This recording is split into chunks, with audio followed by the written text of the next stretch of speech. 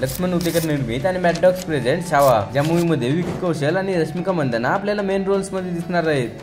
छत्रपती संभाजी महाराजांच्या जीवनावर आधारित हा पहिला बॉलिवूडमध्ये येणारा मूवी आहे, ज्याचं टीजर आपण सर्वांनी पाहिलंय, जे की अगदी मास्टरपीस लेवलचं होतं। आणि महाराजांच्या राज्याभिषेकाच्या दिवशीच म्हणजे 16 जानेवारी 2025ला या मूवीचा एक ट्रेलर आउट होणार होता, पण आतापर्यंत हा ट्रेलर आला नाहीये। मेकर्सच्या सांगण्याप्रमाणे हा मूवी 14 फेब्रुवारीला रिलीज होणार आहे। मग नेमकं आपल्याला या मूवीचा ट्रेलर कधी पाहायला मिळणार सांगतो, पण त्याआधी जर तुम्ही चॅनलवर नवीन असाल तर एक लाईक करून चॅनलला फॉलो करायला विसरू नका।